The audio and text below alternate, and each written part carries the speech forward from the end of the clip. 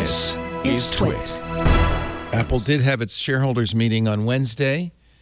Tim Cook addressed coronavirus, said it was a, quote, challenge when he's talking about it. Han Hai, which, Foxconn, which makes the iPhone, says we're going to reopen at the end of March.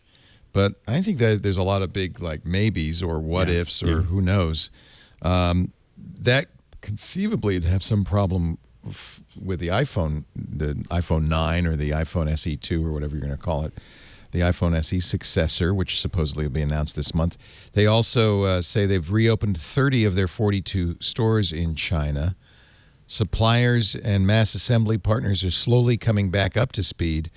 And some analysts have said the fallout could spill into the quarter ending in June. That's Mark Gurman reporting in Bloomberg.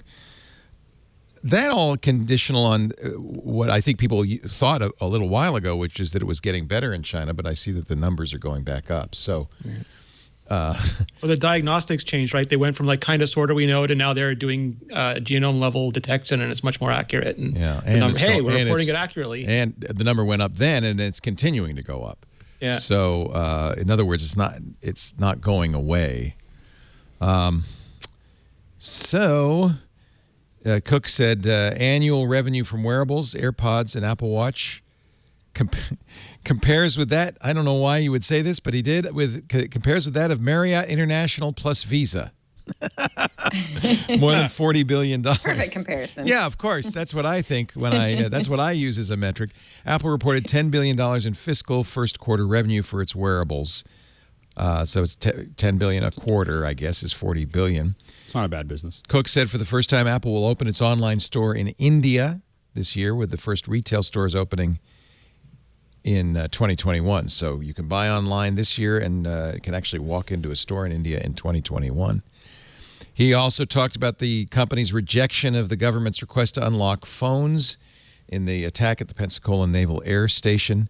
Don't think, he said, we have something we're not giving. Don't think we have something that we're not giving. Yeah. In other words, we've given them everything that we have. Apple won't create a backdoor to break into its devices. Except their hearts. That's an interesting way of putting it. Don't think we have something we're not giving. We're not holding out on the government. Of course, what they're not doing is building a new door. Yeah. And Apple's goal is to have less and less. Right. We only want to give them what we can give them, and that's why end-to-end encryption and things like that are important. Presumably, I think, Renee, you're the one who explained this to me. Apple can give them iCloud backups, including iCloud backups of things like WhatsApp and other encrypted messaging. That's encrypted, but Apple has the key, so they apparently are giving that to them. That's the hard part. It's like Apple. There are certain things that Apple believes is in the best interest of the customer if they can help them in case the customer gets locked out themselves. But the minute they do that, those things then become subject to subpoena. So Apple has kind of carefully parsed through everything they think is just sacrosanct and is better if the customer loses it than anyone else ever gets access to it, and the things where they think that it's safer for the customer to keep it, even if it means somebody else could theoretically get access to it.